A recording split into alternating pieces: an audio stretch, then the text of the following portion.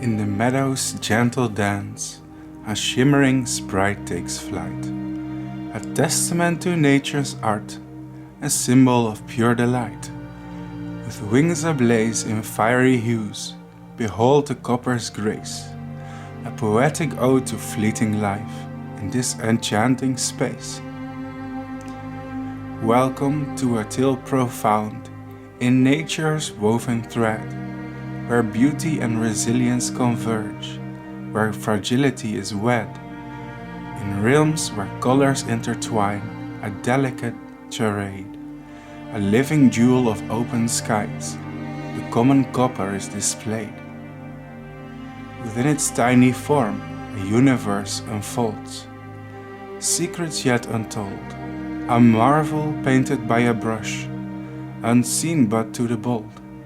Like whispers on the summer breeze, its story shall unfold, a journey of transition, a tale of will untold, on my YouTube channel today.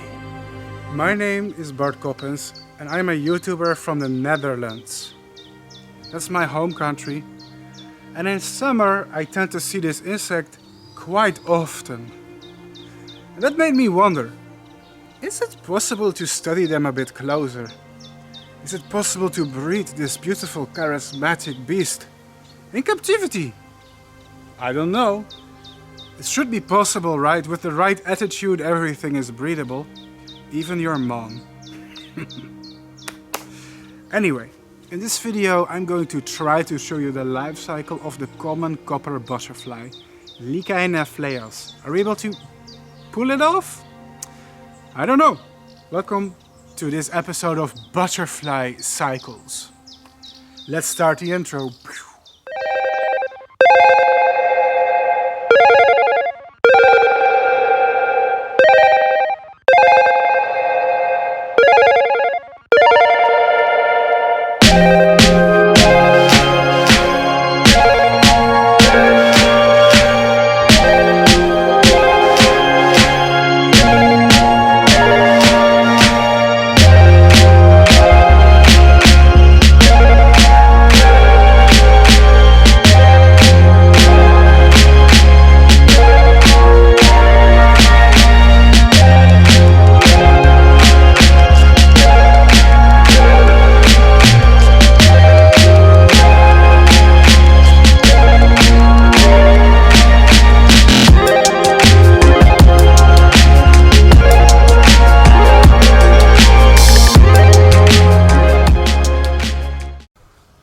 Butterflies are hatching. Ladies and gentlemen, we have butterfly babies. Let me show them to you. This is going to be incredibly difficult. But this is the leaf where the butterflies laid their eggs. Can you see it? So, if the camera is willing to focus, that would be great though. Ah, there it is.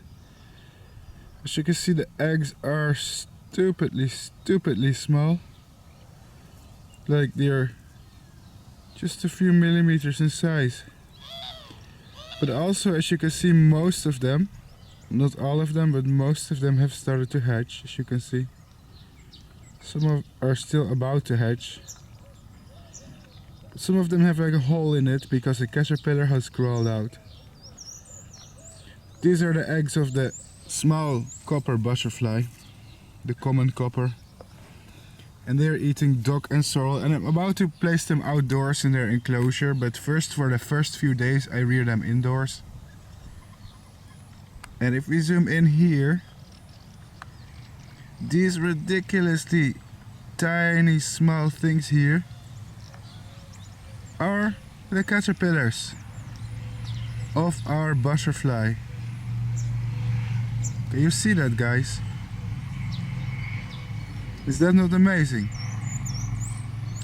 Now, I don't recommend raising them in a plastic container. It's something that I only do for the first days of their life, and then I move them into something more appropriate. Let's see how well they are doing. As you can see, we do have like a large amount of them. They don't seem to eat the old and dry leaf as much, which is good. Old and dry leaf is not good for the health. Oh, there's one caterpillar on it. Hope he will find the healthy leaf later. Anyway, what's really ridiculous is their size. Like, they're stupidly small at this point. And I am hoping for them to grow a little bit bigger. So this will raise the question, can Bart Coppens breed butterflies? Can he? That's a good question. If we zoom in, we do see the proof that so far we are not doing badly. This is the first few days of their life. Tiny and cute little butterflies.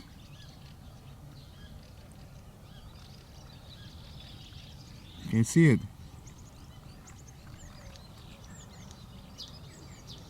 Wow.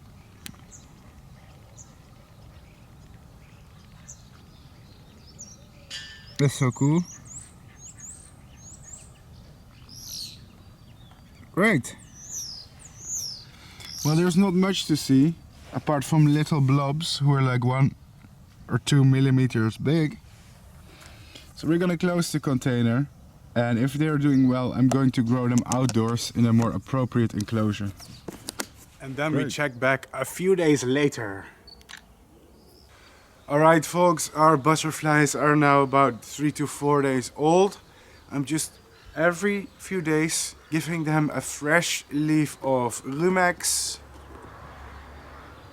a fresh leaf of Doc. And this part of the video is going to be a little bit boring for some of you, because the caterpillars are just so small. It is so hard to show you, but they have grown significantly in a short time and I'm really surprised. Plant dries out really quickly, so I have to replace the leaf every few days. Don't worry, later I'm preparing a more professional setup. If we zoom in here on these little guys. Yeah, so if we remove this dry old leaf here. Do you see those things? Those are butterfly caterpillars, yeah?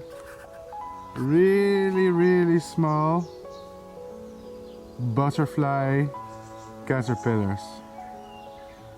Is that not bizarre? But what's also really bizarre for me is how much they have grown. Yeah, I know they still look small. They really are still small, but at the same time, their size has doubled in just a few days. That is crazy, isn't it?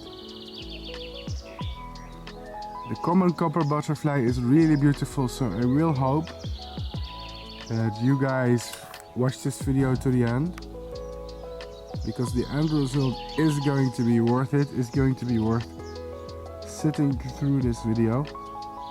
Wow. And we have a lot of babies. They're just all hidden here in the leaves, sorta, kinda. But they are doing well, so I have no complaints. In this stage of the video, the footage is not very exciting yet. These are newborn babies, but keep watching, I promise, it will become exciting soon. Right now they are just little wormy things that are a few millimeters in size, but over time they will develop into fully fledged butterflies if all goes right. And then we check back a few days later.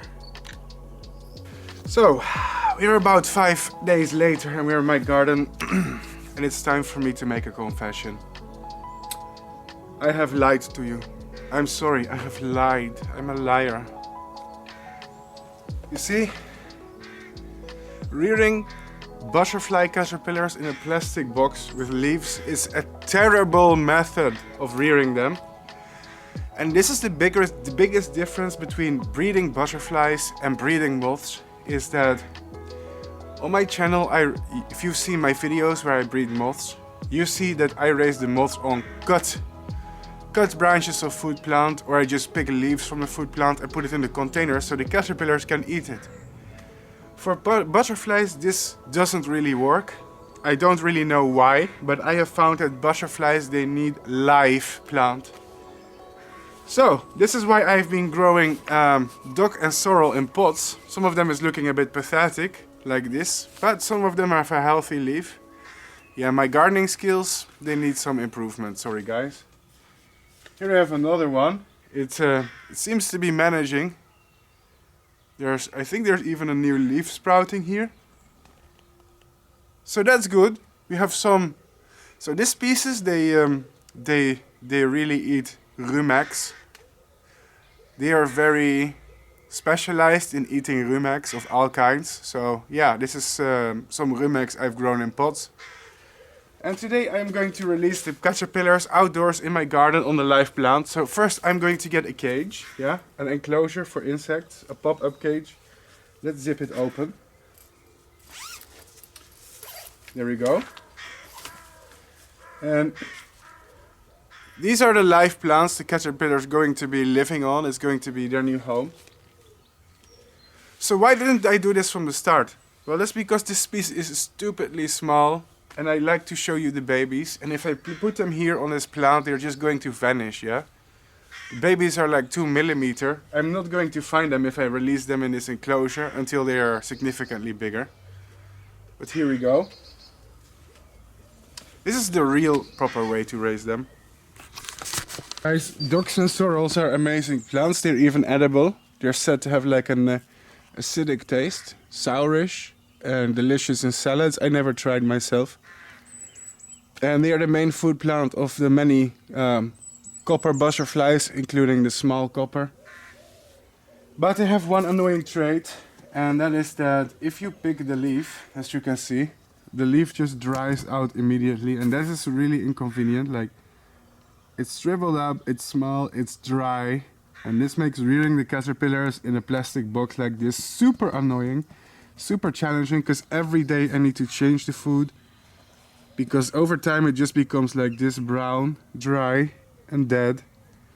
But today the caterpillars are going on a live food plant. Let me show you how I do that. So here I have pins. These are entomological pins used for pinning butterflies and moths. But I'm going to use these pins to pin some of the dry leaves to the new leaf. It's gonna be real easy. So what I do is I take the box, I grab a leaf. Let's see. Oh yeah, on this one I can already see there's many caterpillars on it. Don't worry, I'll show you them later. But this is what I do, and this is going to be an important step. So I place it on top, and I pin it using a pin to the living leaf. So they need to be attached like this. I know this is gonna look silly, but ta-da, it works. Maybe I should add another pin, because this looks pathetic. So the idea here is that the caterpillars, when they start wandering, they will walk from the dry old leaf, and they will find the healthy living leaf here. And I have to make sure that the leaf stays put for a while. Yeah, like that. And in a few days I'm going to remove the pins, and I'm going to remove all the dry old leaf. I just want to make sure that the caterpillars, they transfer. See, the caterpillars are so small. If they start wandering around in this cage, they'll get lost or even starve. I want them immediately to find the fresh new leaf. So yeah, I'm gonna pin them. Oh my god, guys, this leaf? Wow. This is the freshest one, so most caterpillars are eating this. They do have common sense. Oh my god, guys, look. Oh, this is super. Do you see all these tiny slug-like things? Those are baby butterflies, guys. I'm so happy, I'm so proud. Oh, don't cry, Bart, don't cry. It's so precious. No, I love it. Oh my god. I love it. So these are, the common copper butterfly. My little babies, I love you, I love you, I love you, I love you. So, hope you guys have a good journey. I'm gonna take this leaf with my babies. Once again, gonna pin it. Let's see. I'm gonna use the same leaf here, maybe. Let's all transfer them to this big plant here. Gonna put some. Let's pin them. Make sure that we don't accidentally hit a caterpillar. We don't want to hurt them. Yeah. See? The big leaf is on here now. I placed it here. And again, I'm gonna use a pin. Gonna pin it. Ah, yes. Ah. There we go. Have to be really careful. Oh, it's getting heavy, so the leaf is gonna fall down a bit, but that's fine. It's okay. It looks a bit silly, but this is what it looks like now. So here we have one big healthy living plant with like 2 dead leaves pinned on it. We were using these entomological pins.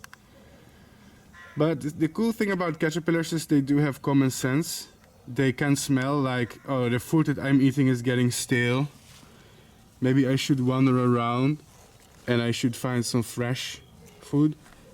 Because of the weight, the plant is bending a little bit, but that's okay. And they will be able to find this plant as well, maybe.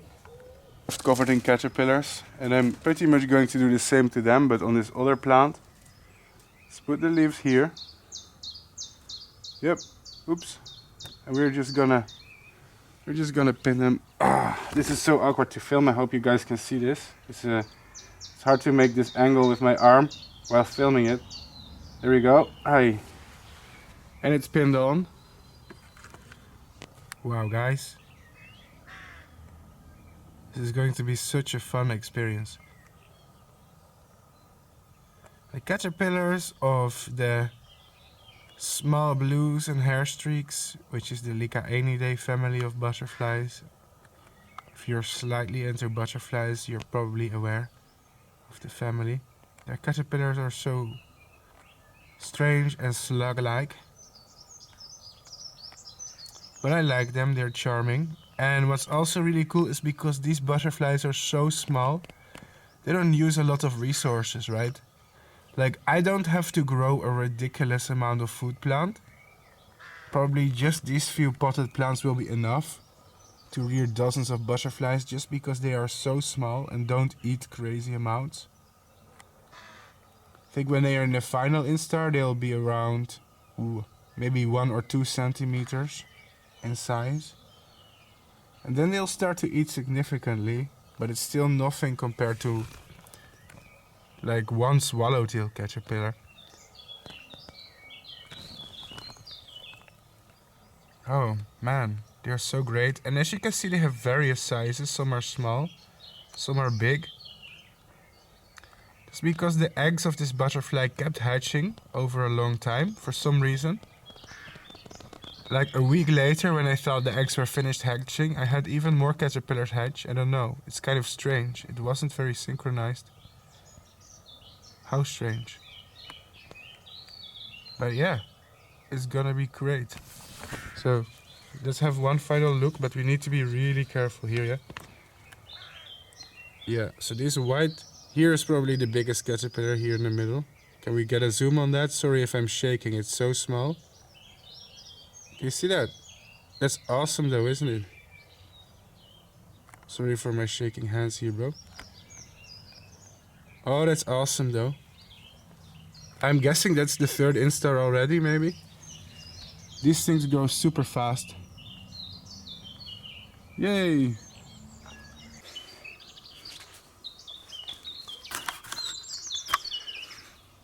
Now guys, I'm a European man. My home country is the Netherlands, yeah? You know, where there's the tulips and the windmills. A lot of people think I'm from Brazil because I made a lot of videos in that country, but I live here in the Netherlands. So it's okay for me to keep them outdoors, because it's a native species here in my country. Let's have some tea. I drink tea? Yeah, I'm getting old, man. I'm 29. I'm almost 30. My life is over. I'm getting wrinkles. It's horrible. But the good news is, like, the temperatures, the ambient temperatures here are good for them.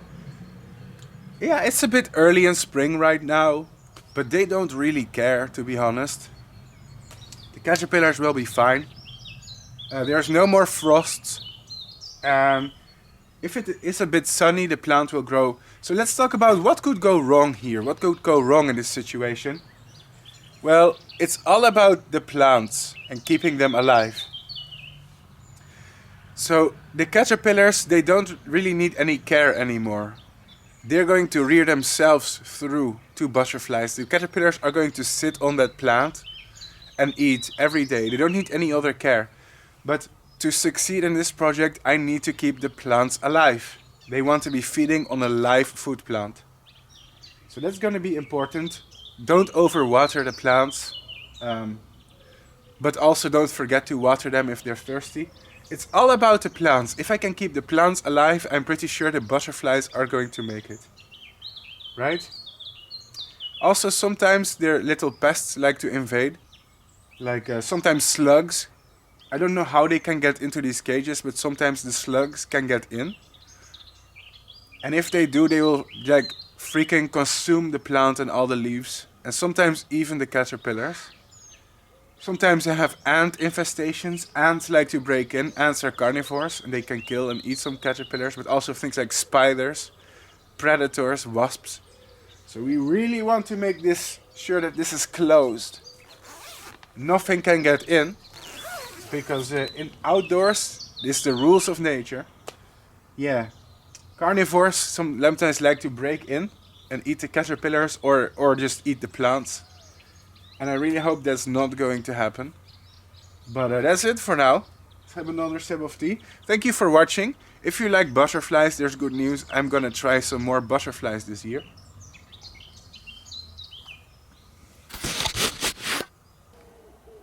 Of course, we check back a few days later.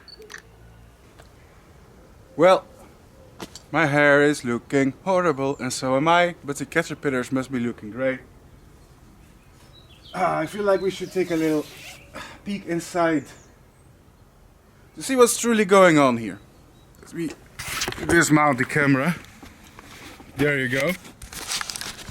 So we had a bit of rain and I wonder how the caterpillars are dealing with it. Obviously they must be able to deal with rain in the wild too. So that's funny. This here on the floor, this slug-like thing, is actually one of our caterpillars. Now, these caterpillars, they don't always sit on the plant. Sometimes they crawl kind of on the floor. Maybe it's the rain that washed the poor thing away. But do you see those pretty colors though? That's why I like rearing this species, because they become like soft pinkish. It's always awkward to raise species that are so small though. Now let's take this leaf that we pinned on. Remember when we did the pinning thing? It looks like the caterpillars really still like to use the dry leaf to hide themselves in. If we zoom in, look how many caterpillars there are though. We have so many of them. It's like they make a little nest, a little shelter on the plant. Oh, that's fantastic, that's beautiful. And if we zoom out, see that here on the leaf of the plant there is a lot of feeding damage. We can even zoom in on it right here. And see these little slug-like things, these sluggies? Yeah, that's a lot of small copper butterfly caterpillars just feeding here openly on the leaf, and that's exactly what I wanted to see. That's what I like to see. Although the speed at which they are eating the leaf is concerning, I don't think these plasts are going to last very long at this rate. Their appetite seems to be voracious. Now the leaf has dried out, it's still pinned on, but actually it turns out that it's a great shelter for caterpillars. They just like to sit on it and feed. I'm not even sure. Maybe I should leave it still. Maybe I shouldn't take it out yet. I think the caterpillars like to use it to their advantage. Same for this dry old leaf. Look at how many caterpillars there are still in it, even though it's completely dried out. A wise old man once told me, Bart, don't count your chickens before they hatch. And don't count your butterflies if they're still caterpillars. Ooh. Hey children, would you like some candy from my van? Anyway, I would like to extend this wisdom to everybody watching this video. Don't count your caterpillars before they are butterflies. It's looking great, it's looking fantastic, but a lot could go wrong. And there's one problem I can foresee, and that's the caterpillars running out of food. Yeah, they are still very small and the plants looks very huge, but when they grow bigger, their growth and their appetite accelerates and their appetite grows out of control and they can eat all the plants. Now, the good news is I've been raising some more Rumex in captivity. So this is some extra food plant. It's another species of Rumex. It's a dog sorrel. It's even edible. Believe me, it's edible, but I'm not gonna eat it. It's for the caterpillars. I'm gonna put this into the potted plants so they have some little bit of extra food. It's gonna make a difference. Especially if the plant grows for a week or so. It will be bigger, the leaves will be bigger. At least we can feed the babies. I think there's some more room over here in this pot. Let me just do that with my fingers. Why not? Why not? Gosh, this soil is so moist though. Yeah, so this, there you go. This is gonna be some extra food for the caterpillars, because I'm very afraid they will gonna consume all the leaves and they're gonna totally run out. I'm not even sure if this is enough. I need to plant more later. These are two different species of Rumex. I hope they do not mind. I don't think so, to be honest. To add even more plant, just to be rather be safe than sorry. Thing about caterpillars is they hate running out of food. Like if the food plant runs out, they'll be really unhappy. Sometimes they can starve. So I'm gonna make sure there is a constant supply of food, especially for caterpillars this small.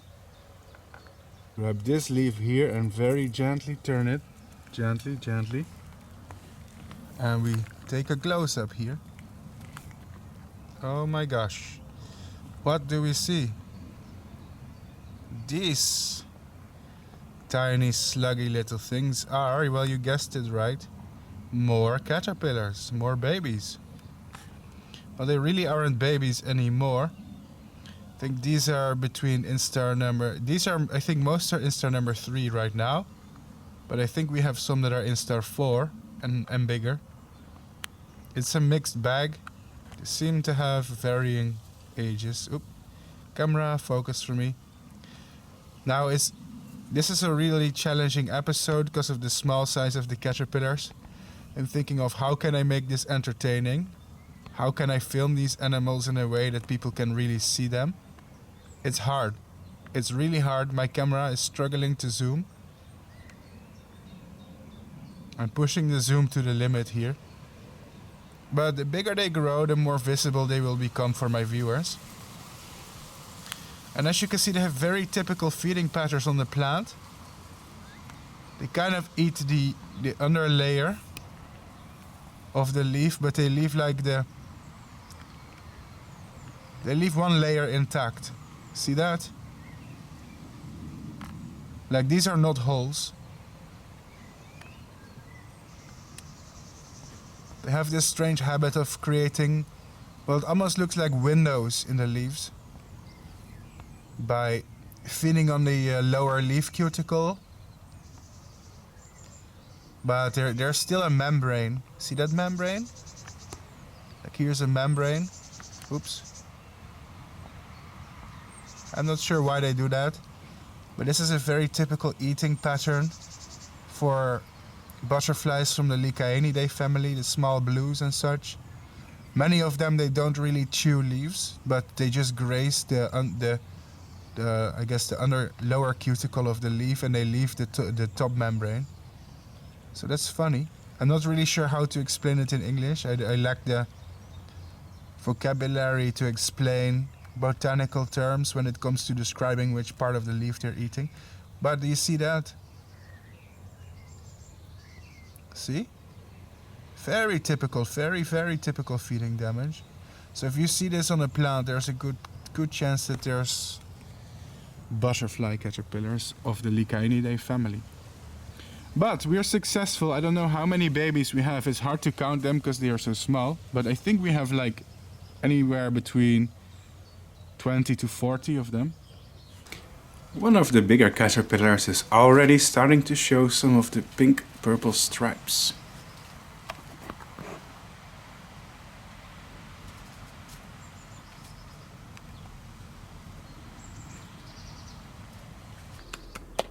I'm happy, guys. So far it's really good. Wow. Oh man, if I can raise this butterfly, I'll be so happy.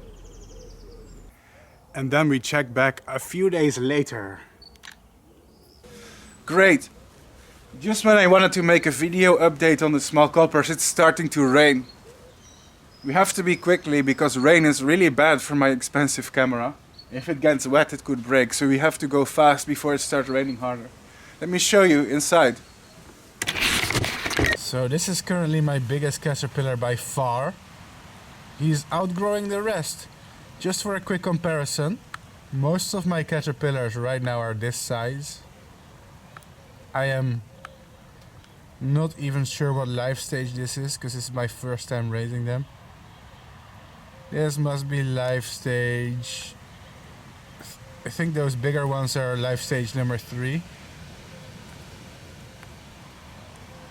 But this big caterpillar here, whoa, look at him. Wow, look at that. They become pink.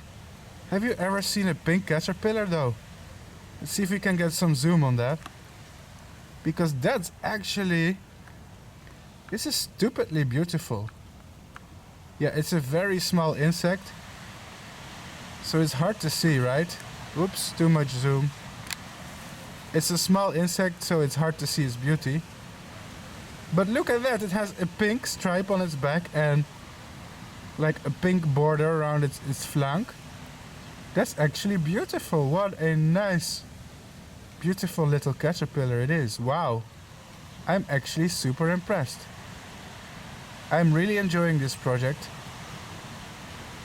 They are growing so damn fast. Even in the cold Dutch spring weather. Look at the pinkness of it. Wow, that's awesome, dude. That's beautiful. Wow. There's also good news because if we look closer, we can actually see many butterfly caterpillars. They're just very small and well hidden. Here's one, can you see it? It's walking around here, hiding in the base of the plant, which is something this species actually tend to do sometimes. Sometimes they can hide at the base of the plant, near the roots. There you go. Usually if it's cold or really bad weather, they will hide away very deeply. But on sunny and warm days, they'll come out to feed.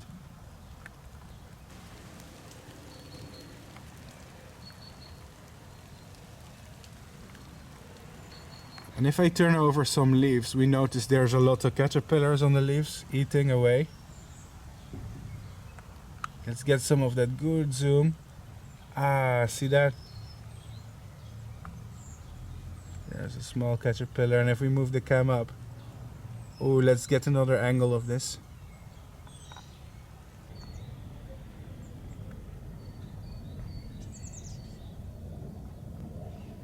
Great, great, great, great, great. Look at them. My little babies. My little cuties. Keep growing, cuties, keep growing. And then we check back a few days later. Progress was slow but steady. I was raising the caterpillars outdoors in early spring when temperatures were still rather cold. Therefore, since they are cold-blooded animals, progress was slower than usual. But that is okay. Growing slower is normal. In nature, these animals adapt to colder temperatures too, and they were still growing quite well, with no losses. The caterpillars of the Lycaenidae family of butterflies, known as the small blues or hairstreak family, are often remarkably slug-like in the sense that they have reduced prolegs and have a round body with a flat underside. They appear to almost slide over the surface like a snail or a slug. The caterpillars of this species become rather beautiful, with pink and purple accents.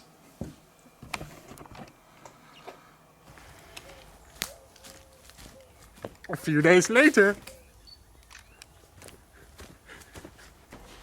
Once again, a few days later, I think we know the drill at this point. I don't have to even explain it. Woo! I should explain less, to be honest. People tell me Sometimes I talk too much in my videos. I know, I'm trying to work on it. But it's a character trait of mine, so it's hard to change. So, what do we see? There is evidence of caterpillars. We even see some... Yeah, sorry, that's caterpillar poop. Sorry for filming it. I know it's gross. But it's evidence that my babies are out there. Ah! Here's one of them. Openly feeding. Shamelessly. Oh, but this one is looking great. It's very big. Oh, yeah, that's fantastic. It's... Oops, it was too much zoom. Sorry about that. That's fantastic, though. I mean, it really looks as if they would be almost fully grown at this point.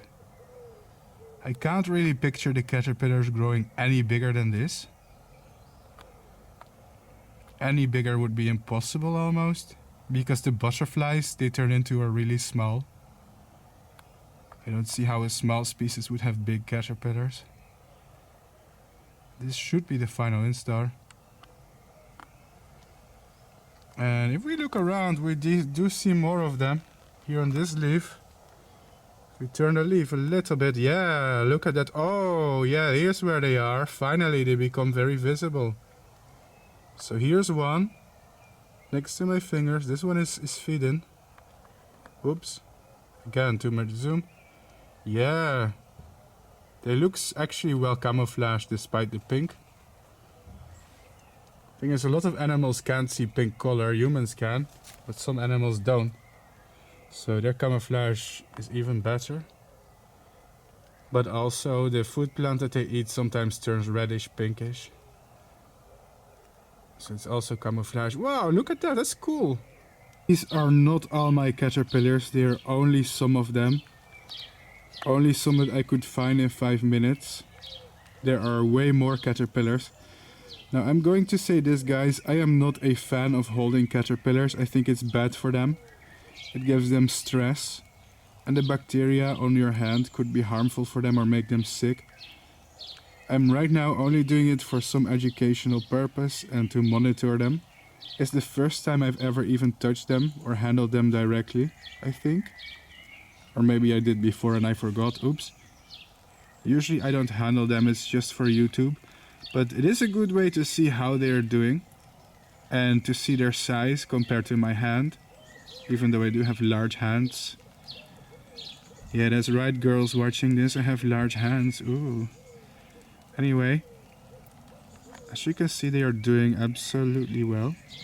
Looking absolutely healthy. And I just wanted to show off my little beans here to all my viewers on YouTube. Just look at that. Some of them are green, not all of them have the pink. So they are all variable a little bit. I think in total I have way more. In total I must have about 30 or 40 of them. I don't even know. So that's cool, eh? Yeah, maybe that's a good moment to put them back. Whee! They turn around these leaves. Oh my gosh. It reveals some even bigger caterpillars. Yeah, we are doing it. We are making it. Oh wow. Wow. The pink is splendid.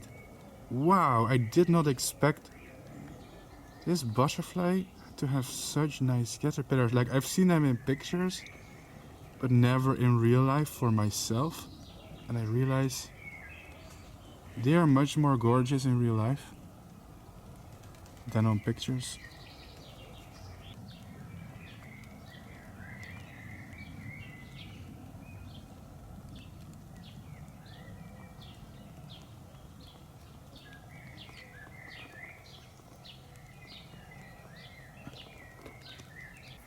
And then we check back a few days later.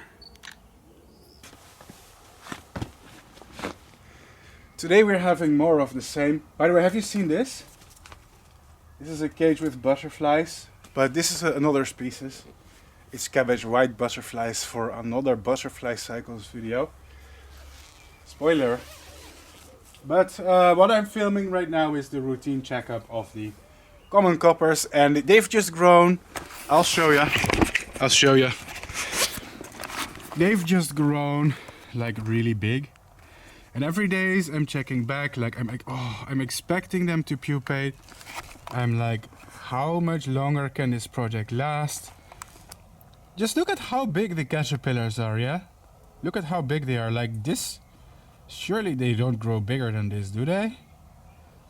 The butterfly I'm rearing, that is a very small species. So I just can't imagine them growing any bigger than this. That would be insane. It would be hard to believe. I'm enjoying this, but I'm also getting impatient. Come on guys, where's my butterflies? I've worked hard for it. I've been out here in the garden every day. Oh my gosh. Oh my gosh, look at this. This leaf is just full of caterpillars decimating it. And I think it's funny how these really small, in my opinion, small caterpillars can just decimate these giant leaves. Like, yeah, they are small, but don't underestimate their appetite, because they will eat a lot. Yeah. And yeah, they look like little slugs, don't they? Caterpillars of Lycaena, they are always kind of slug-like.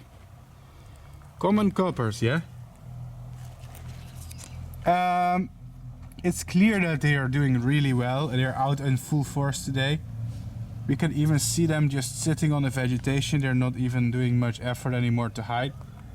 Kind of hoping my camera wants to cooperate here. Of course not. This camera is so annoying when it comes to zooming. Little trick, let's focus in my hand. Yeah. So here's one of the larvae. As I've said, today they are really exposed. They are not even really hiding anymore. It's probably the temperatures is getting warmer, it's becoming sunny. It's making the caterpillars less shy because they really like warmth. But it's also because they are now in the final instar and now they are really going crazy when it comes to feeding. So yeah, just look at this, guys. You can see all the caterpillars on here. It's hard to see, but they're here, right?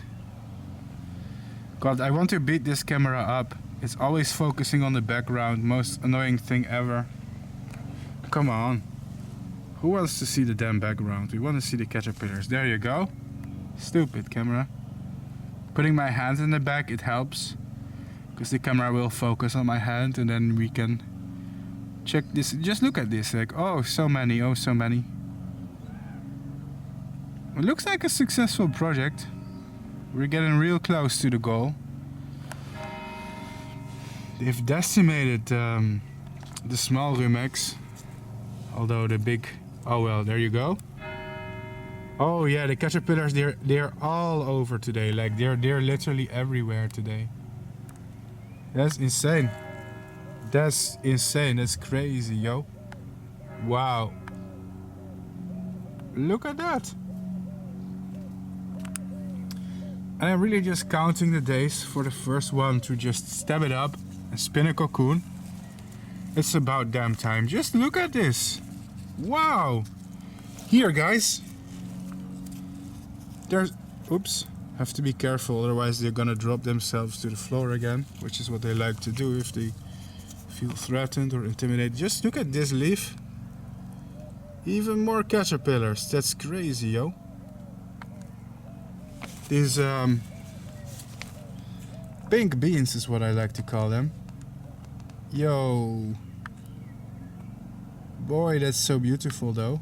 Such cool, epic, awesome caterpillars, bro. Wow. Wow, they're really cool. I'm so happy. Come on, boys. Will you please pupate? Will you please become butterflies for me? I'm impatient now.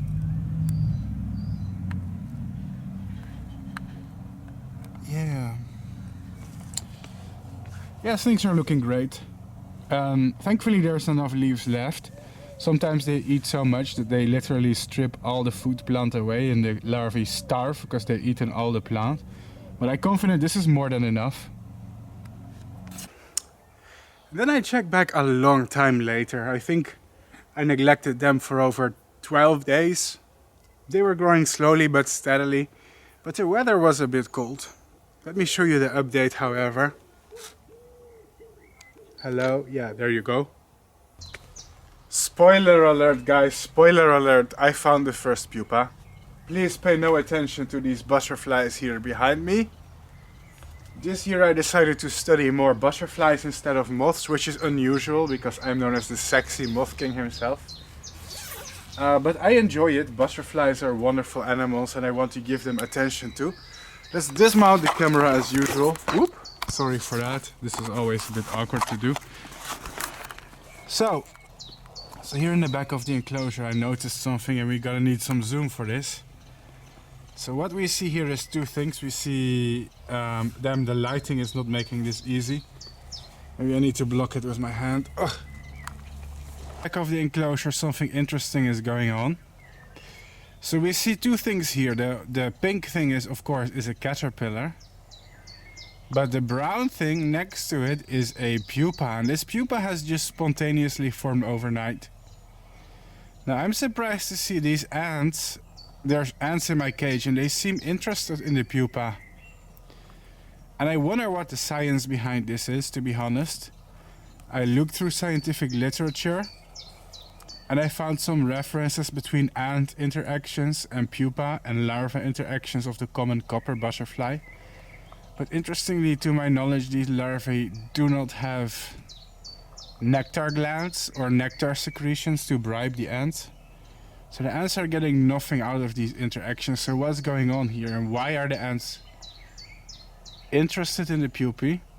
I guess I will answer it at the end of the video when we do the small presentation. That's where I usually give all the information and answer all the questions. But it's strange, like look at this. So see this worker ant? It's sitting on the butterfly pupa, which mind you is the first butterfly pupa I have so far. It's sniffing it, it's feeling it out. This is mysterious to me. See that? It's strange, like what is this ant getting from this pupa? And why is this caterpillar sitting next to the pupa? Maybe the second caterpillar also wants to pupate. Now I've noticed some of my caterpillars started wandering, like they're on top of the cage. This is highly unusual, this has never happened before and it tells me that they want to pupate really, they want to make a pupa. So most of these are just wandering and looking for a place to pupate. And if we look here in the corner, see that? So this right here is another pupating larva, it's sitting here in this corner.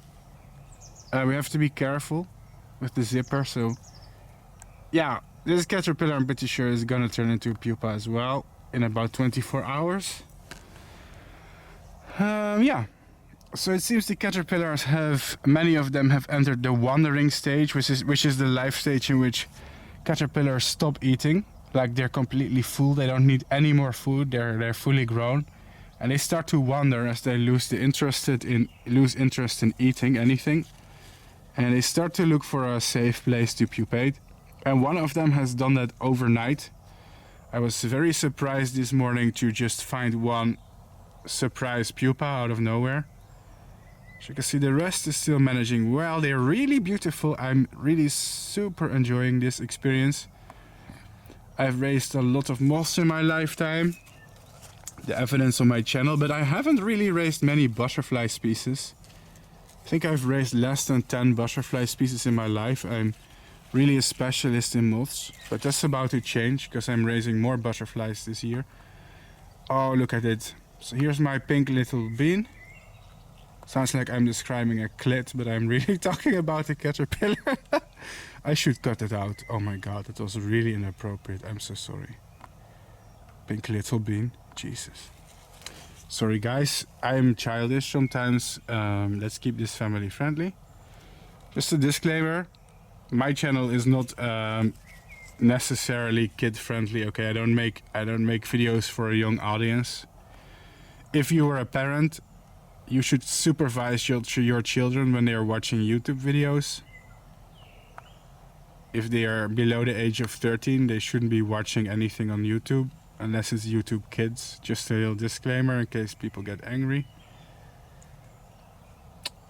I know content about butterflies and moths is very neutral stuff. Like, it's not controversial, it's not political, but I'm an adult. I reference adult things, adult biology, adult humor and jokes. I don't know why I felt like giving a whole legal disclaimer here. It's my channel, I can do what I want, right? Anyway, this is looking fine, but we have seen the caterpillars, right? So the point is, let's get one more close up here in the back. The point is, we have one pupa here. The brown thing is a pupa. And I think the caterpillar that's sitting next to the pupa is perhaps also going to pupate in exactly the same spot. And there's just ants. This ant is just really interested for some damn reason, like in guarding the pupa almost. It doesn't seem to be harming it. It doesn't seem to be like chewing into it. I do not know the nature of this very weird interaction. I'm a bit concerned though, because when the butterflies come out, I think the ants will kill the butterflies, and that's concerning. I don't know how to get rid of ants in my enclosures. It's really annoying. I don't know how these ants keep invading. I guess they like making a home in potted plants. Is quite annoying. I do think that these ants are going to be a threat when there's going to be butterflies. Now the butterflies usually take about a week or more to come out, so we have some time to organize and plan all of this out, but that's interesting, no? Part of my project of studying Dutch native butterflies, maybe we will discover some new things about them. And here's some of my other butterflies. This is for another video, I don't want to give a spoiler. These are very common cabbage white butterflies, but we'll get to that in a different video. Just as some evidence, like I want to make an educational project with butterflies from my own country. So, and we are running out of food plant, so I'm quite happy that some of them start pupating. As you can see, there's not here, so this leaf is being decimated. There's not much left of this whole, like this was a very big leaf, right? Especially compared to the size of the caterpillars. Their appetite is amazing. Like, just look at this leaf, it's been completely eaten, defoliated. So that's, to me, that's really amazing how they can do it. How such small caterpillars can eat so much. That's crazy to me. Great. Definitely pupating, absolutely. They do like to pupate in the corners of the cage, which is, to be honest, a little bit annoying. They rarely choose a really convenient place. But at least it makes it really visible, right? It makes it easy for me to find. That's it, babes. That's the update for today. But it's a pretty good one if you ask me. Not sure how long it takes for the butterflies to come out, but for such a small species, I would say maybe a week, 7 to 10 days. If it's properly warm, yeah, we're gonna see butterfly real soon. Time went by, slowly but surely, and I really enjoyed seeing the caterpillars of this wonderful species. Beautiful. If you follow this tutorial, you can breed these butterflies yourself, the same way that I do. Really, the trick is growing an adequate supply of food plant. Free-roaming larvae will practically rear themselves. And so far we are doing an excellent job, even if I say so myself. And over time the caterpillars will pupate in leaf litter.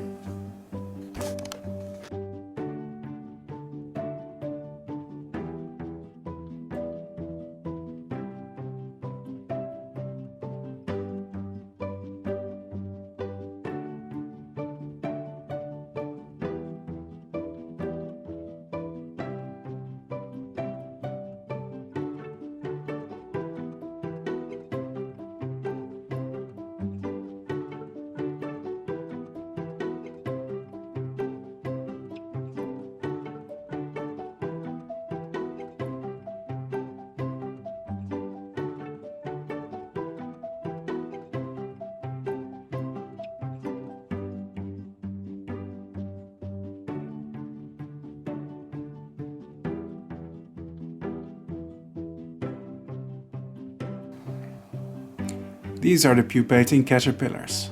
Some pupated in the corners of the cage. but others like to pupate below the edge of the plant pot.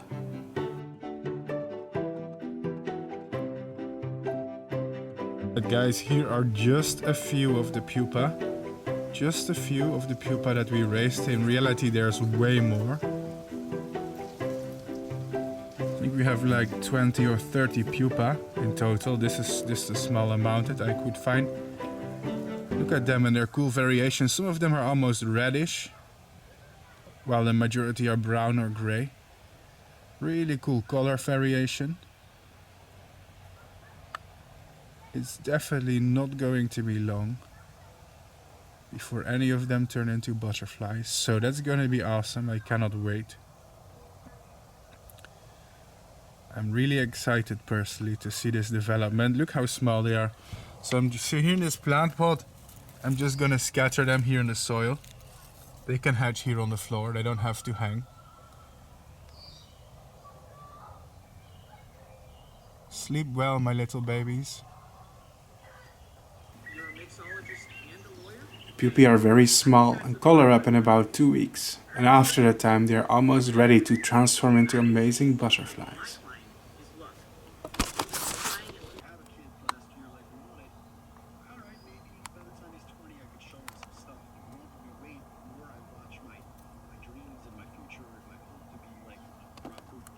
The pupa of this beautiful butterfly don't take very long, and after a few weeks I had something to show you. The first butterflies. I was so excited. Let's go. Wow, ladies and gentlemen. Here it is. Our first common copper butterfly. Wow. Would you look at that? These were definitely worth the wait and all the effort. I'd like to show you the back side, but this butterfly orients itself towards the sun. So if I reposition my hand, it will probably reposition, yeah.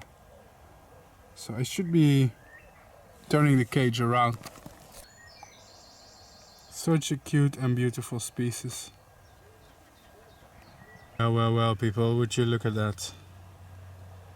The common copper butterfly. Is that not just gorgeous? Look at it.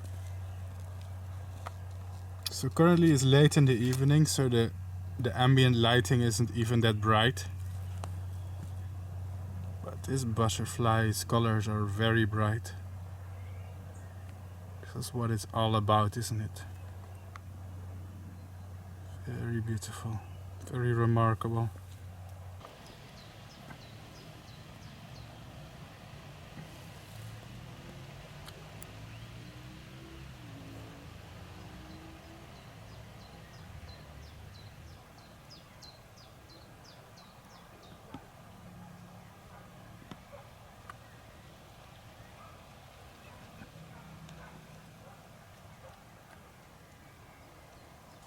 That's a cool butterfly, huh? It's really small, but still really beautiful and colorful, especially if it's ever willing to open its wings. Now more of them are gonna come out. Oops. Anyway, I think we raised like 20 or 30 of them. Ah, it's opening the wings again. Just look at that, even though I'm literally filming this through an enclosure. So beautiful though. And I hope I can get them to pair and lay eggs.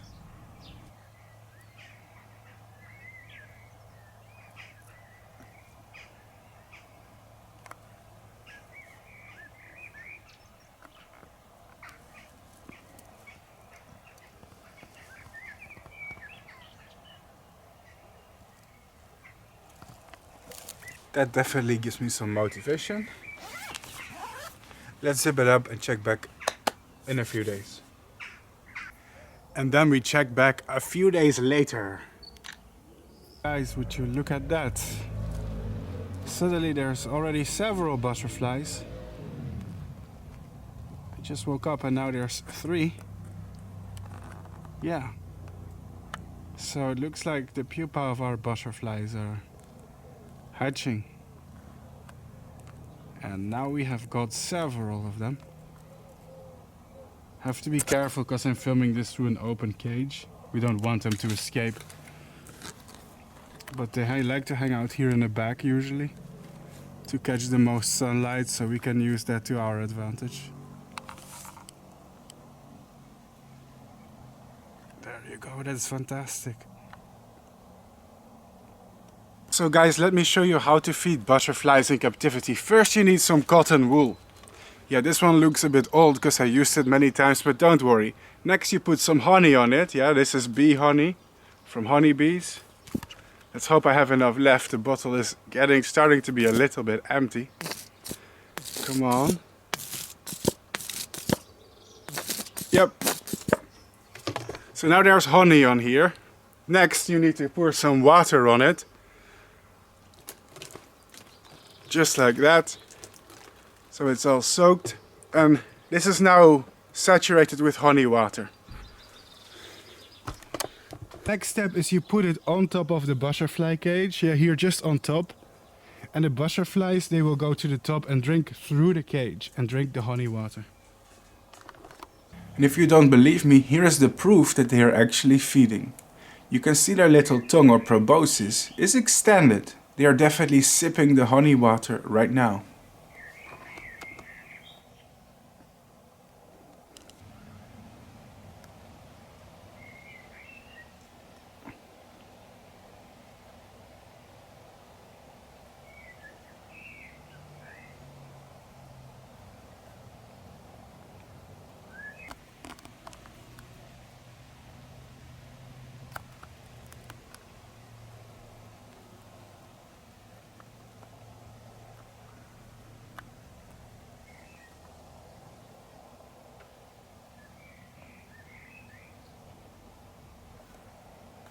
Breeding native butterflies is actually easy to do outdoors. Make sure they have sunlight.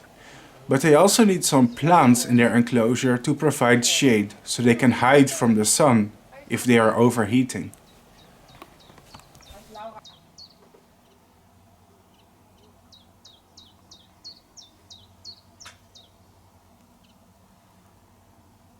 That's easy, right? Who thought that feeding and breeding butterflies would be that easy?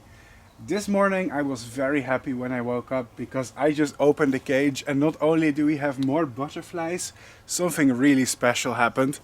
And I want to film it for you. So here in the back, I don't know if you guys can see it, but oh my gosh.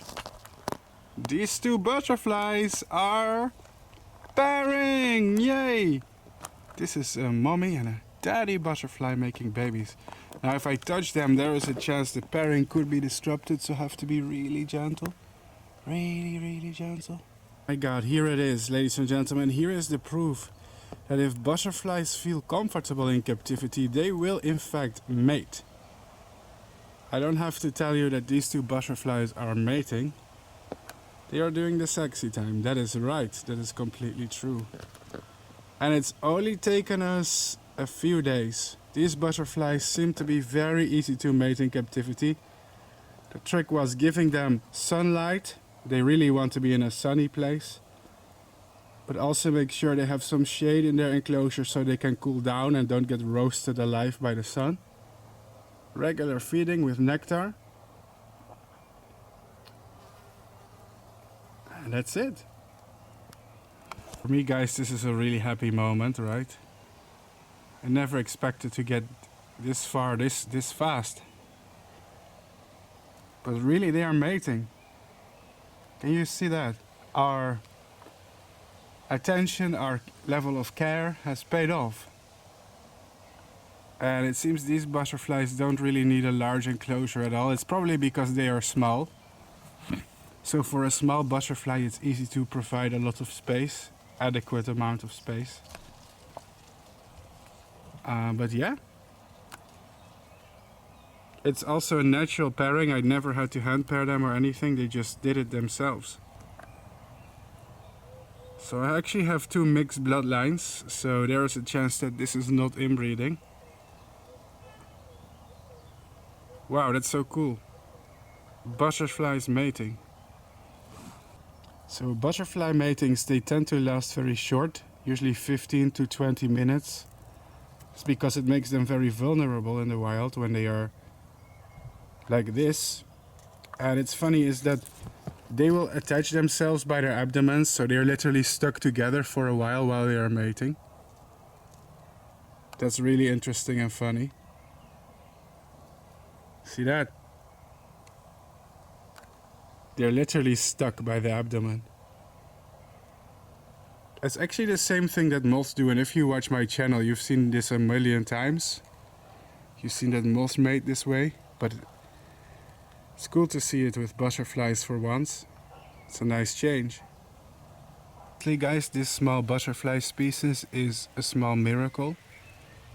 I am enjoying them extremely much. They're kind of like flying ladybugs, except they're orange instead of red, but they have the same vibe, you know? They're small, they're cute, they have spots, they are colorful. Everything about them is just so adorable, man. I love them. If I could marry a butterfly, I would marry this species, guys. Okay, that's a weird comment, but really, they're just so lovely. What a great species.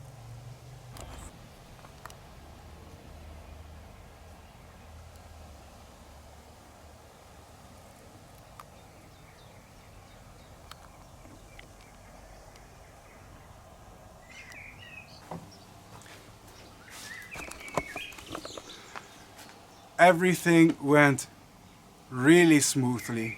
I'm so happy with that, guys. That requires the Bart Coppens victory dance. Oh yeah. See? Try it. It will boost your luck when it comes to breeding butterflies and moths.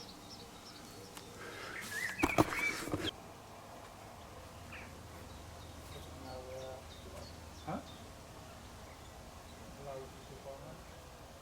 Yeah. Guys, it's pretty insane, but at this point we have so many butterflies. Wow. They keep coming out in massive numbers.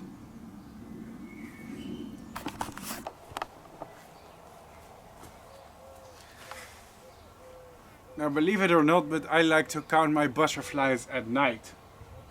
So I like to check back tonight, or maybe tomorrow night, or any night, to see how many we have.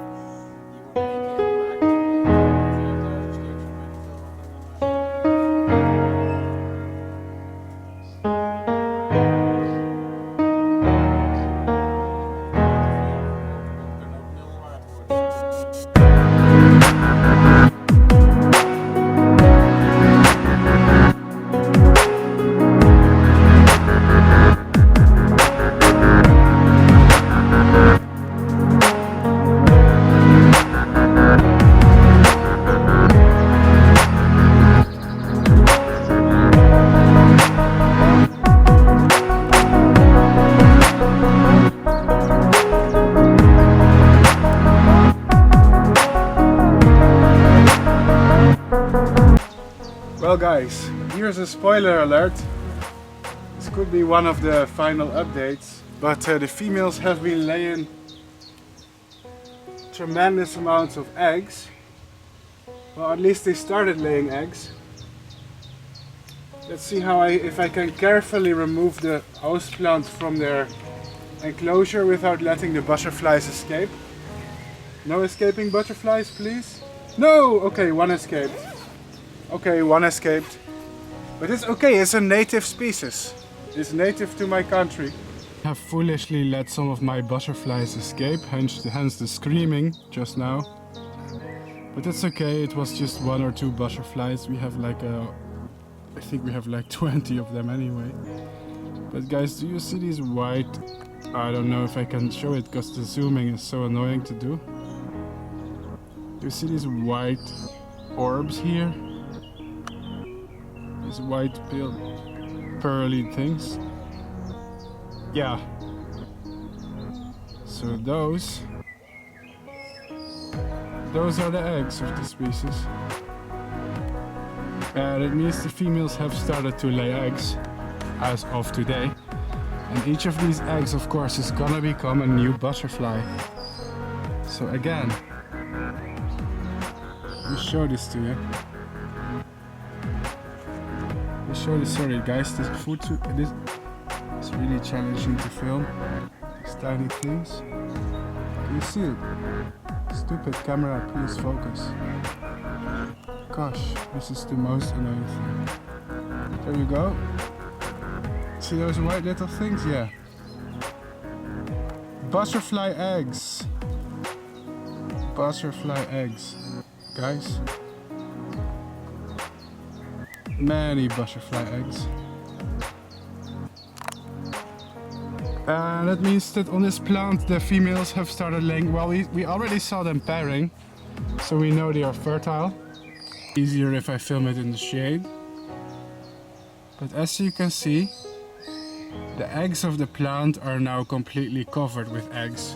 So how many eggs do we have? Well, it's these white little things. Let's see. This is 1, 2, 3, 4, 5, 6, 7, 8. Oh yeah, this is already 8 eggs at least. But there's way more. There's probably dozens. Whoops. There's probably dozens in reality. And they're covering all the leaves. The butterfly eggs are so small, they're like grains of sand. But yeah, that's really cool, isn't it? That's so awesome. And the longer we wait, the more eggs there will be. Because these females are just getting started. That's amazing. The sun is really strong today. Sorry guys, I struggle to even look in the camera. It's like 30 degrees Celsius today. It's so hot. So to answer the question, can Bart Coppens breed butterflies? It seems the answer is yes. Because this plant is full of eggs now. And the females have mated. We saw them mating. And basically, all we have to do now is wait for the eggs to hatch. And if that happens, we're gonna have another whole bunch of butterflies very soon. And I have to be careful because the last time I did this, a butterfly escaped. It was annoying. I don't like it if they escape. Now guys, again, this species is native to my country. So if the butterflies escape, it's not an environmental disaster, okay? They belong in this country. I'm very careful with exotic species. I never let exotic species escape. But this is a native one, so it's okay. Wow, we have so many butterflies. Just look at how many butterflies we have at this point. Let's be a little bit mean and make them fly. Just so you guys see. Oh my god. How many butterflies are there? Yo, that's crazy. We have a whole swarm. We literally have a whole swarm of butterflies. My gosh. And I adore this species so much. They are so beautiful. Wow, it makes me so happy. I'm so happy, guys. It's so amazing. So beautiful. For real.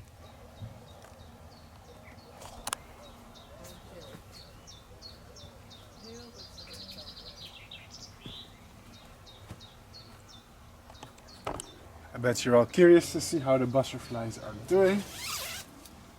Let's take a look. Hey, welcome to the middle of the night. Ha ha ha ha. Guys, the reason I like to count my butterflies in the middle of the night is because that's when they are asleep.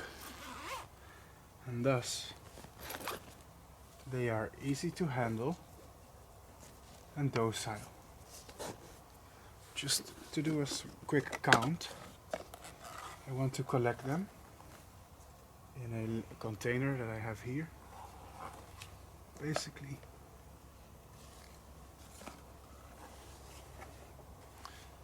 collecting all my butterflies at night.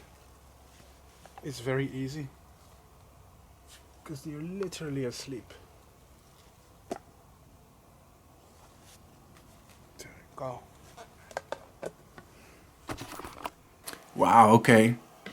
This is our only chance to see them up close. Handling them is very hard in captivity, but for a short moment they are asleep.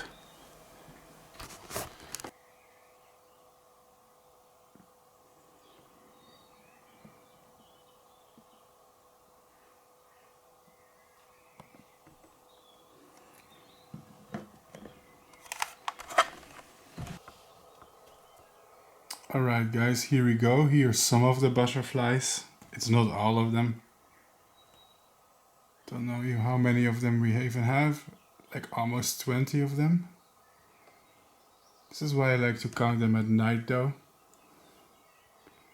It's easier to show them off. They're a little bit more docile at these hours. Although some of them are already flying away. You can see two of them on the table. Hold on, let me grab another one here. That was try to get away. There you go. Wow, these butterflies, as you can see, are very beautiful, really. Very beautiful. And we did a really good job raising them, in my opinion. I'm very proud. Oops. As you can see, they already start flying. Yeah, they are butterflies, guys. That's what they do. Butterflies. They fly. Look at them, though. Oh my gosh. This is so cute. Oh my god, I'm gonna die from cute overdose. Amazing. This is so amazing.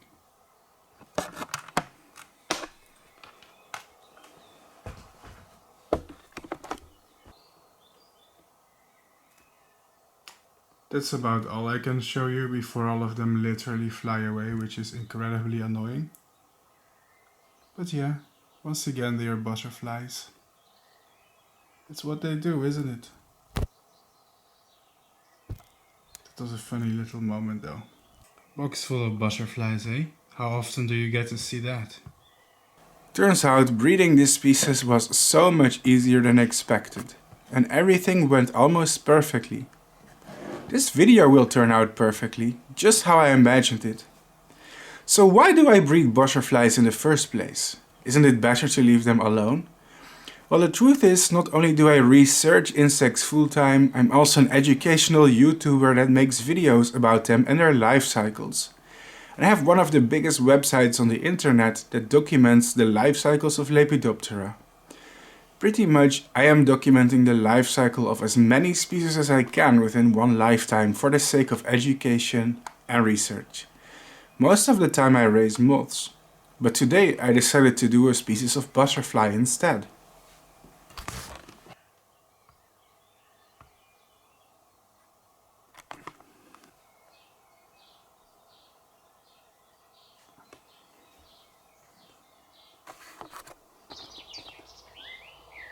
Alright guys, it's early in the morning and I put them back.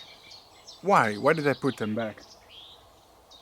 Well, handling these animals and showing you close-ups of them is incredibly difficult.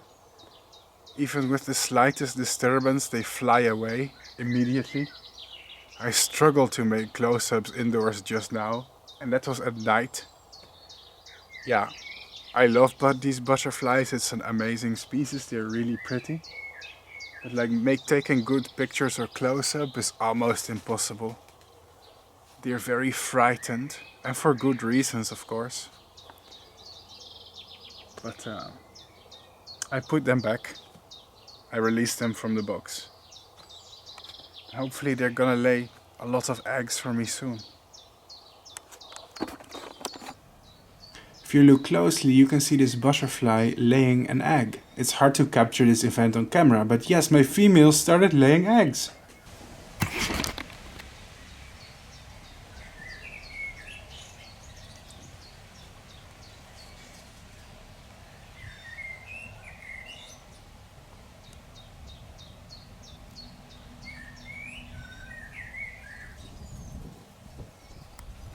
And then a lot of time went by. It is only several weeks later that we check back. Essentially, the life cycle is almost completed. They have already laid eggs now. Hey babe, something happened. I was looking at some of the food plant, the host plant of my butterflies, and I noticed a few things. Let's gently take out some of the plants here that I have potted. Oh my gosh, something has happened and I need to share it with you guys. Something has happened to these plants. Oh my gosh. First of all, some of them are covered with a stupid amount of eggs. If we zoom in, like, do you see these pale white dots? Yeah, these are butterfly eggs and they've been laid all over the vegetation, as you can see. So many butterfly eggs, oh my god. It's insane. This leaf is orange, it seems to be dying. Sadly, but even this leaf is covered with eggs if we zoom in on it. But that's not even what I wanted to show. What I wanted to show is up here. Oh my gosh. I hope you guys realize how many freaking eggs this is. Like, how many freaking butterfly eggs do we have? That's an insane amount. But what's more important are these weird stripes that you see here. I don't know if you can see it. But these weird stripes are actually feeding marks by caterpillars. I don't know if we can see any caterpillars right now, but this is clear evidence that some of the caterpillars are hatching right now and starting to feed. See it? Can you see it? So here on top of the leaf, you can actually see the second generation of freaking caterpillars, yo. Can you see them? It's these weird slug-like things. Oh my god.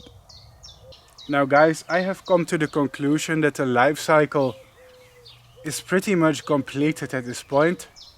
The butterflies are going old, but more importantly, I think I have more caterpillars than I could really take care of. I probably have to sell some to friends.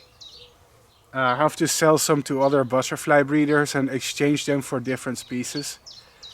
So what I would want to do is I want to set free, I want to release some of my butterflies. It would be selfish to keep them because I think I have maybe over 500 eggs. It's going to be an insane amount of butterflies right now, like an unsustainable amount. And I could continue to breed them, but it just feels selfish to have so many animals that I would struggle to take care of. So some of these butterflies, I'm gonna release them and give them some of their freedom. I think I'm going to keep a small amount of individuals, but that's about it. The reason I breed butterflies is because I care about the environment. I study them, I have a website about them. I research their life cycles. If you don't believe me, you should check out my other videos and my other content. It's really not as shallow as only doing it for entertainment. There's an ideology behind it, you know. I also want to help people to connect with nature. But typically I am not known to have so many animals that I hoard them if I can't take care of them. So some of these butterflies are going free. Hey butterfly, I don't know if you realized it, but you're free, my buddy. Would you like to fly? Oh, you are beautiful. I remember when you were still a small egg. I remember when you were a tiny, tiny little egg. Do you want to fly? Come on, you're free. I mean it. I mean it. Ah, there you go. Goodbye, friend. Let's give some freedom to more individuals. I think this one deserves to be free. You all have done a good job breeding. And I have more babies than I could possibly ask for, so you as well, my friend. You are free. Go. Fly, baby. Fly, cutie. Oh, you are so beautiful. I love you. Yeah, there you go. You guys are allowed to go as well. Yay, there you go. This is an old one.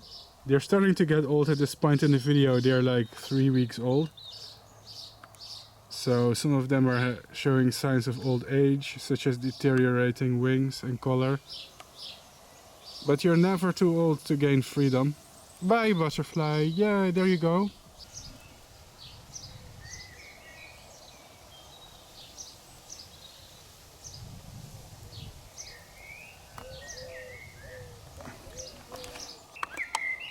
This one is also really old. I bet it has laid a lot of eggs, so this one can go as well. Bye bye. I haven't released all my butterflies. I've kept a few of them. I like to keep some behind for extra breeding. It's just that I had so many I didn't need all of them. Alright guys, I did not release all my butterflies.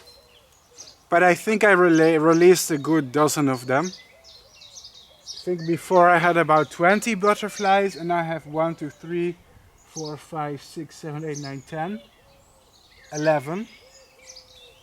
So I think I released about 9 butterflies. Again, usually I never release butterflies or moths, never, but this is an exception because we are breeding a native species today from my area. So releasing them is not gonna do any harm. And hopefully they will make many babies for me in the wild so we can enjoy seeing these beautiful butterflies for generations. The reason I didn't release all of them is because, well, I'm gonna see if I can raise hundreds of eggs. Would be interesting if I can. It's gonna be very hard though because the numbers of eggs on here are absolutely insane. Absolutely crazy. Oof. There you go. And this is going to be one of the final updates, really. I feel like this breeding project is nearing its end. I mean, what can we do? Caterpillars are already hatching. So the life cycle is completed. I like to see until the caterpillars are a little bit bigger. And maybe the butterflies will start to die of old age. That's when I will end the video soon. We are very close to that moment right now, so don't be impatient. It's been an amazing ride. But it feels like I'm also just getting started because the numbers of insects that are forming right now is gonna be insane. You know you've taken care of your butterflies very well if they start to look like this. This is a very old butterfly and it's lost a lot of its color and its wings. Simply because of sheer old age. It's nothing to be afraid of. We all grow old one day. And with insects it just happens faster because they have short lives. They have short lifespans. This is a really old butterfly. This one must be well over a month old. Would you look at that? I know it looks ugly, but I want to show this to my viewers because it's the raw side of nature, you know? It's the real side of nature that we don't always see. And to me this is a success story if I can keep my butterflies alive this long, that they can grow this old. Means we are doing a really good job.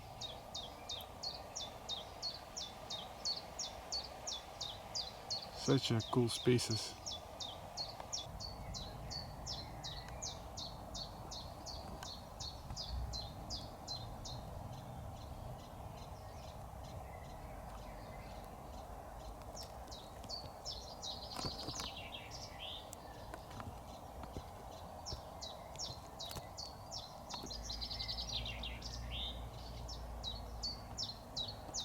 Well, ladies and gentlemen,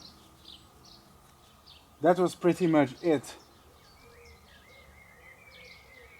Most of the butterflies have now died from old age. Like, I can open it. There's no butterflies in here. There's just plants. And on the plants there are undoubtedly a lot of caterpillars. Before we end the show, perhaps I can give you a little sneak peek. Come down here. Don't be shy. Oh, come on, you look great, honey. Come here. Oh, I have to do everything myself. Okay, let me take you. Let me grab you. Just kidding. Yeah. Let's switch this camera around. Made a miscalculation though, because I think I'm going to need a lot of plants now due to incredibly high numbers of caterpillars. But as you can see here on the leaves, they are slowly being eaten by new caterpillars, as you can see. Nom nom nom. Yeah, you guys remember this, we've done it before. However, the amounts of caterpillars I have right now are a bit ridiculous, like really high numbers. So I am guessing I'm going to have to find a lot more dock and sorrel somehow, otherwise I'm going to be in trouble. There are, however, a lot of caterpillars, but yeah, we've been through this, haven't we? This is basically round number 2.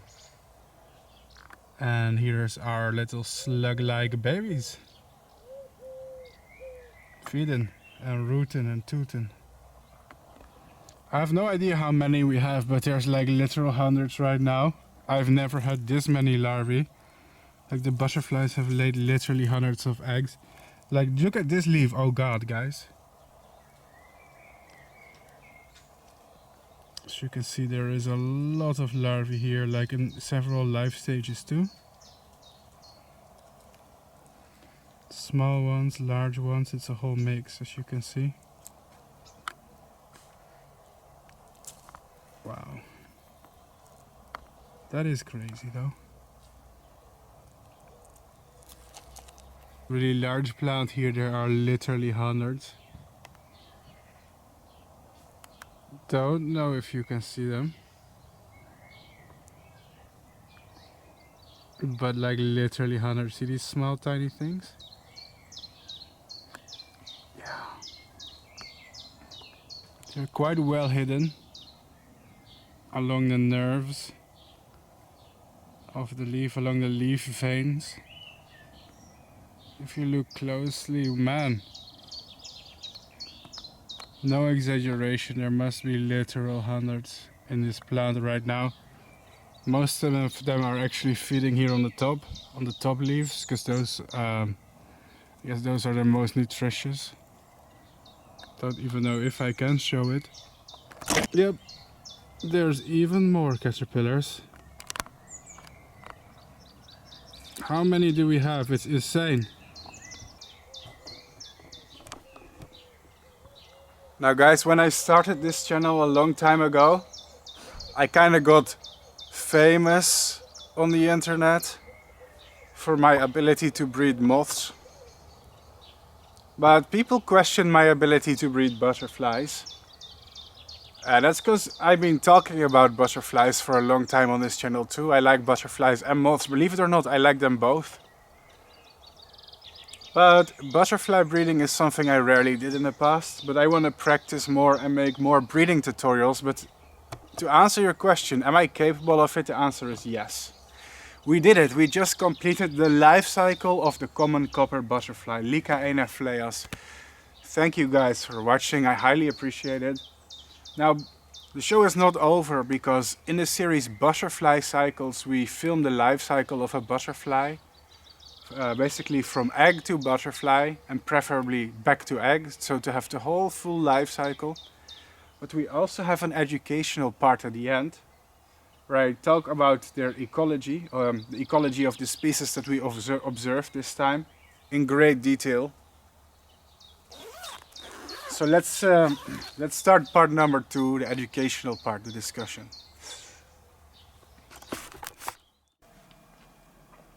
Today we are going to talk about the small miracle that is Lycaena phlaeas. It goes by many names, including the small copper and the common copper butterfly. The upper side forewings are bright orange, with a dark outer edge and with 8 or 9 black spots. The hindwings are dark with an orange border. Some females also have a blue row of spots inside the orange border. I like to have an educational presentation at the end of every life cycle in this web series to make all your questions are answered. Let's go! This butterfly has a surprisingly large distribution worldwide. It is widespread in North America, parts of North Africa, most of Europe, Russia and Asia. Supposedly they have many subspecies, but the validity of those can be doubtful in some cases, so I will not get into that right now. What I do notice, however, is that it's a whole Arctic species that is found in almost any place in the northern hemisphere where there is a temperate climate. The small copper, Lycaena phlaeas, is one of the most widely spread butterfly species in the world, in fact. And this is undoubtedly due to its high ecological adaptability. The species is found from the shores of the Arctic Ocean to Malawi in southern Africa, from sea level to 4,500 meters in altitude, so it easily adapts its life cycle to the local conditions. The habitat of this species, generally speaking, are open areas of any kind. It can be very common in grassland, especially sometimes in chalky soil limestone grasslands, heathlands, bogs, fens, dunes, roadsides and verges, woodland edges and more. Although the species is declining in general, it still appears to be quite common through most of its range. Although, due to its massive distribution, this is a bit of a generalization, of course.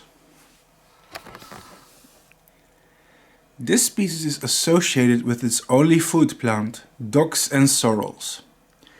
They especially like sheep's sorrel, Rumex acetosella, or common sorrel, Rumex acetosa, curled dock, Rumex crispus, and northern dock, Rumex longifolius. The plants that they are selecting are always in sheltered, sunlit positions, often at the base of hills. This is where they prefer to lay eggs. It gets complicated, however, if we imagine there are over 200 described species of Rumex. Members of this genus are very common perennial herbs with a native, almost worldwide distribution. Some species have been used traditionally as vegetables and for their medicinal properties. Yeah, most of them are pretty edible. Reportedly, however, they can also use other plants from the Polygoneaceae family, although they vastly prefer to use Rumex. But some sources also mention Oxyria, or mountain sorrel, and also Polygonum, known as knotweed. I wouldn't be surprised if there were more relatives of sorrel they could eat that are not yet published. Interesting about the small copper is that it produces 1 to 5 generations of butterflies per year. You see, in cold weather, or in temperate climates on northern latitudes, the caterpillars of this species can go dormant and hibernate. In late autumn, they hide themselves in leaf litter and become inactive.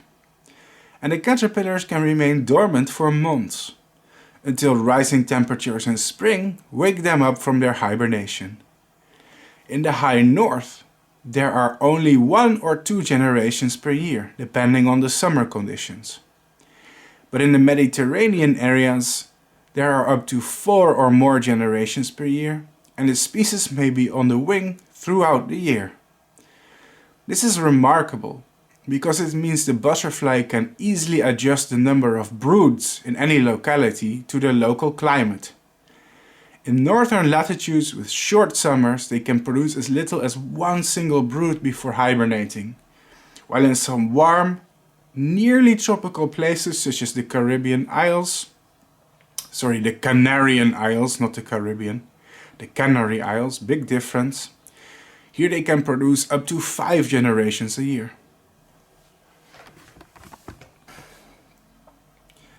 The behavior of these butterflies is quite typical. Often they prefer to fly low to the ground, which makes them easy to spot. The butterfly often basks on bare ground, but also periodically visits various wildflowers for nectar. It flies low in bright sunlight as it is a very active little butterfly, with the males setting up small territories which they will defend vigorously. Their highly territorial behavior is not restricted to insects their own size, and they can commonly be observed pursuing butterflies more than twice their own size. They spend also a significant portion of their time thermoregulating, enabling them to respond quickly to other insects that may enter their territory. Females are pursued by males in a vigorous zigzag flight, presumed to be aerial courtship. The species also likes tall flowers and often uses them as a resting place. One of the common names of the small copper is the American copper. I don't like this common name, because we are not sure if it's appropriate. Not only does it live in many other places than just America, so the name already doesn't make sense, there is also some evidence to suggest that this species is in fact an introduced species in America, or at least most of the United States. They prefer disturbed habitats, for example, and can commonly be found in urban parks, parking lots and pastures. But their primarily larval host plants is the introduced European species sheep sorrel, Rumex acetosella, and sometimes curly dock or Rumex crispus, which seems to suggest that the species is in fact introduced and not native to the American continent, or at least the only exception to this seems to be the population in Alaska and Scandinavia, where the species does appear to be endemic and appears to have one endemic subspecies. But it's possible that this species was accidentally introduced since colonial times, at least the East Coast and Midwest population. Keep in mind that humans used to eat their food plants. Docks and sorrels are very edible vegetables. And since larvae are capable of hibernating for a long time, it's possible that the young caterpillars survive being transported in winter to another continent on the leaves, the roots or the seeds of the host plant. That would be quite ironic, especially considering they are called the American copper. Could they be European coppers in most of the United States? When it comes to their conservation status, thankfully we don't have anything to fear yet. You see, worldwide, many species of butterfly are sadly rapidly declining, to the point where they are at risk of going extinct in the future. But the good news is the small copper is one of the species that is doing quite well. And in many places it is in fact still a very widespread and common species. The fact this species is so widespread and adaptable thankfully means they are not a species of concern. And I'm happy for that. Often when I make these kind of videos, I have to bring depressing news to my viewers. But not today, this insect is doing well. That being said, it is still on the decline and may be regionally endangered. And while it is common and widespread in many places, that's a generalization. In some areas it can still be rare or disappearing locally. Even common species need conservation sometimes though, based on the region we're looking at. Generally speaking, the biggest threats to this butterfly are intensive agriculture, habitat loss and fragmentation. In particular, intensive agriculture may lead to nitrogen pollution and eutrophication. While the host plant of this species actually benefits from extra nitrogen, it may change the food plant quality in the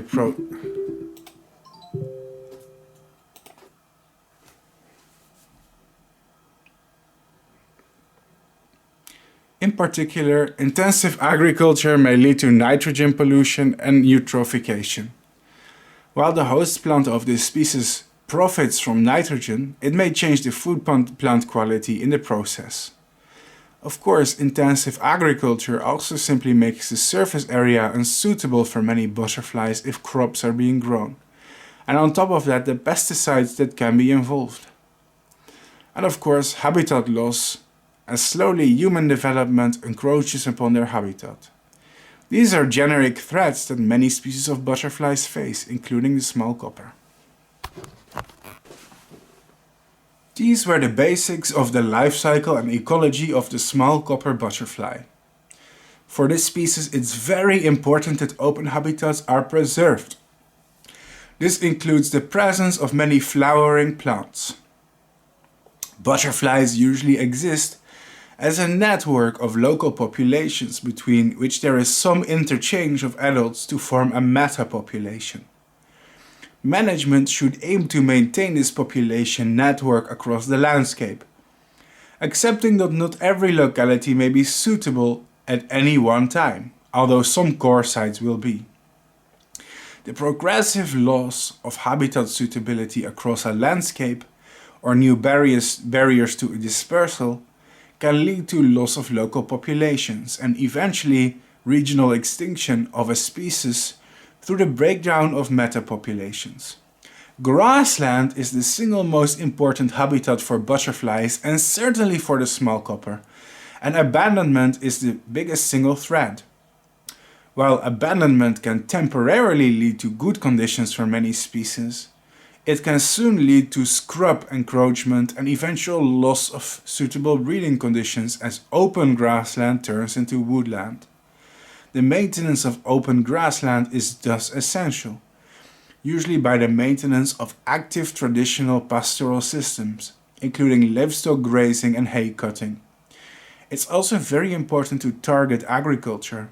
Modern intensive agriculture in general is devastating to wildlife. More sustainable methods of farming crops, preferably ones that make a compromise between crop yield and keeping the farmland suitable for certain species of plants and animals, could help. Even though the small copper is not rare or endangered in particular, this common species is still declining and it's important to keep monitoring them. Not to mention that conservation doesn't typically just benefit one species, but if it's done right, it benefits a multitude of species. The coppers, or the genus Lycaena, is a wonderful genus that is found almost everywhere worldwide, with the exception of tropical places since these butterflies are mostly temperate. With the exception of 4 species in New Zealand, 2 in South Africa, 1 in New Guinea and even 1 in Java, Indonesia. Interesting. And over 70 species of them have been described worldwide. Generally speaking, most species are orange, but exceptions exist. Some species also have iridescent blue or purple. In the future I could make more episodes about more species if my followers are interested in such a thing. But for that to happen I do need your support. You see, I have one big problem. And let me tell you about it right now.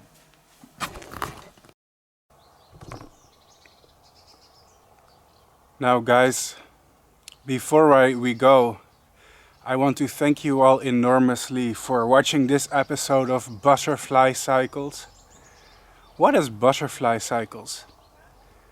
ButterflyCycles is my web series in which we raise butterflies from egg to butterfly, and we try to breed them, if possible, for more generations. I'm going to try and make more episodes of this, because there are so many species of butterflies in this world. There's like 15,000 species. Now we cannot breed all of them, because some butterflies are protected by law, but many of them are not. Make sure that if you breed insects is ethical and legal.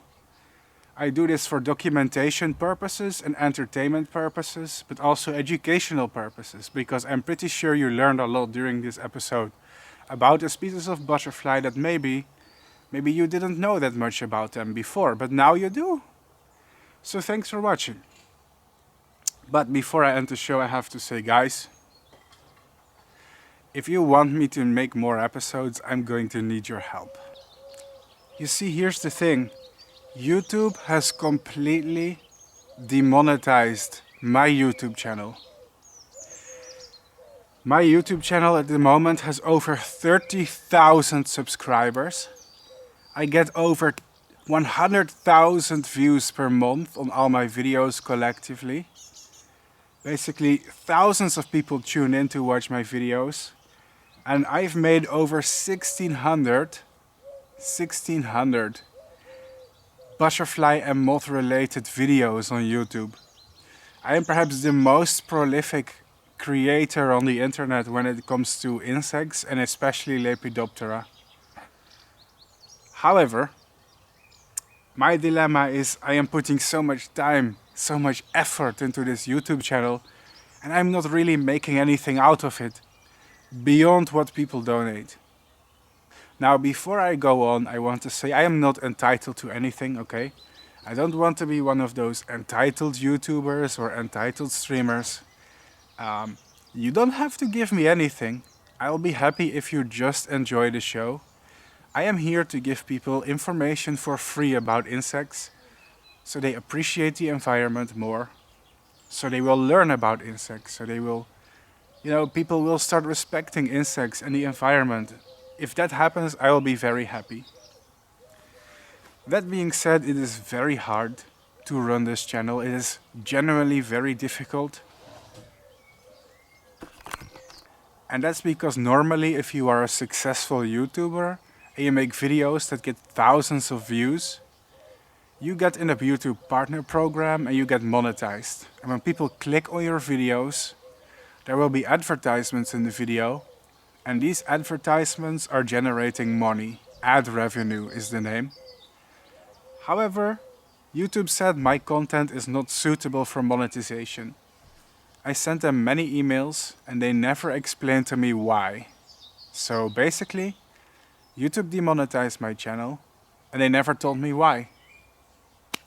And that's difficult. So I want to end the show by saying, if you like this video, if you like my channel, if you consider yourself a fan of my work, if my channel is meaningful to you, if the things that I do are meaningful to you and you want to see more, consider becoming a member of my Patreon or donating via PayPal, or there's other means available in the description. Your donations keep my channel alive, more or less. That's how it works. My content is pretty much crowdfunded. I make a few $100s per month through YouTube, and this helps me tremendously.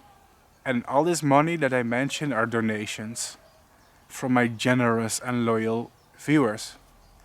And while it sucks to be an internet beggar, I hate it. I hate begging.